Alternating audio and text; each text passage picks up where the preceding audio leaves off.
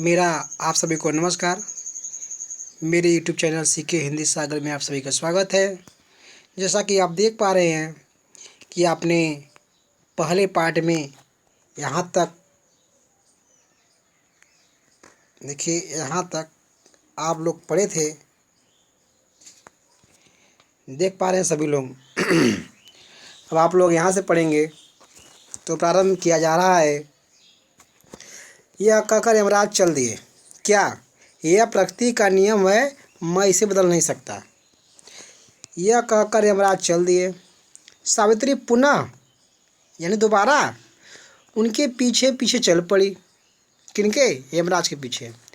यमराज ने फिर पीछे मुड़कर देखा तो उन्होंने सावित्री को आते देखा। पीछे मुड़े तो क्या देख रहे हैं कि सावित्री आ रही है। यमराज बोले, बेटी, सशरीर शरीर के साथ कोई भी यमलोक नहीं जा सकता। मतलब तुम तो मरी नहीं हो, तुम क्यों आ रही हो? कहने मतलब यह हो गया, मैं तुम्हारी भक्ति से प्रसन्न हूँ। सत्यवान के जीवन के अतिरिक्त तुम मुझसे कोई भी वर मांग सकती हो। सत्यवान को छोड़ करके तुम हमसे जो मांगना चाहती हो मांग लो।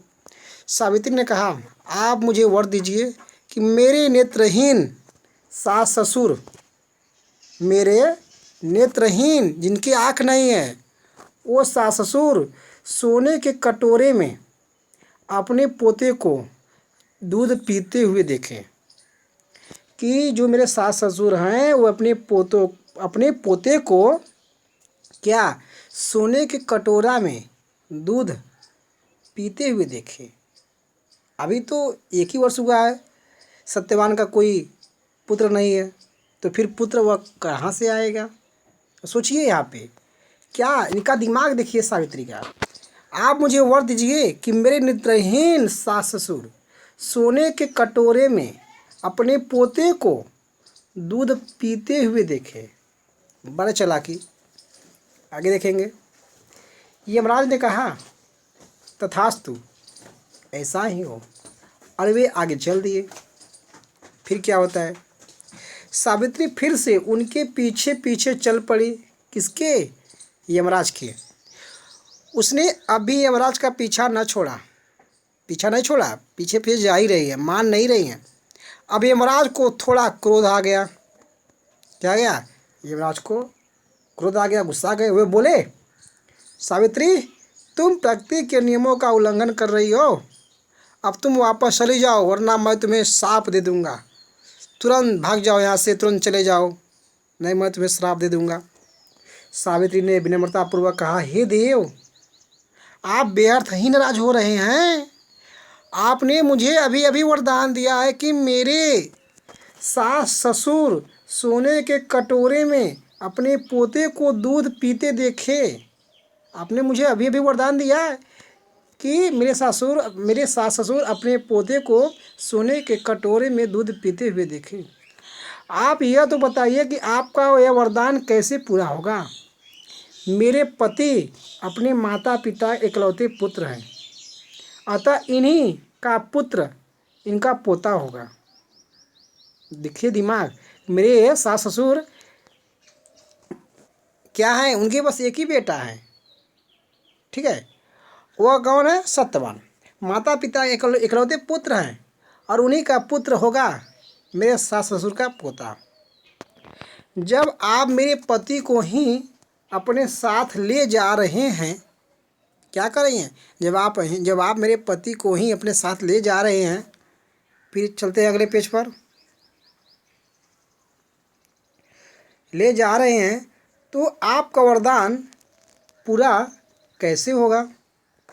आपका वरदान पूरा कैसे होगा कि आपने झूठा वरदान देकर मुझे बहकाया है? वाह, बारिश सावित्री। यमराज अबाक रह गए, भौचक्का हो गए।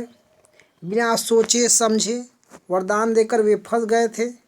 यदि वे सत्यवान के प्राण लौटाते तो प्रकृति के नियम का उल्लंघन होगा, और यदि प्राण नहीं लौटाते तो उनका वचन झूठा पड़ जाएगा। फंसा दी सावित्री अपने वचनों में। वे बोले, सावित्री तुम बहुत बुद्धिमानी हो, सावित्री तुम बहुत बुद्धिमती हो, मतलब बहुत जानकार हो, तुम्हें बहुत ज्ञान है। तुमने आज यह सिद्ध कर दिया कि सती अपने तप से सब कुछ प्राप्त कर सकती हैं।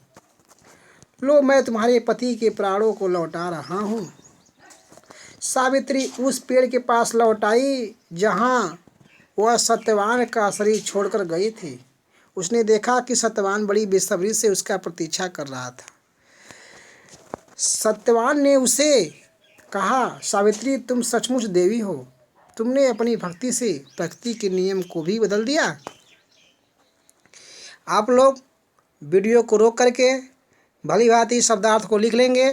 जैसा कि देख पा रहे हैं, वीडियो को हम रोके हुए हैं और अधिक शब्दार्थ नहीं है। देख पा रहे हैं केवल 8 शब्दार्थ है। आप सभी लोग वीडियो को रोक करके भली भांति इसे लिख लीजिएगा। जैसा कि आप देख पा रहे हैं, यमराज जी कितने अच्छे लग रहे हैं गदा के साथ। ये सावित्री हैं और यहाँ देखिए यह सत्यवान सोए हुए हैं। ये इनका परम बलवान भैंसा है जो दिख रहा है आप सभी लोगों को। देख पा रहे हैं सभी लोग। तो जल्द ही मिलेंगे अगले वीडियो में। आपका अगला वीडियो अध्याय 4 का प्रश्नोत्तर होगा। जल्द ही आप लोगों को अगला वीडियो मिलेगा। तब तक के लिए धन्यवाद।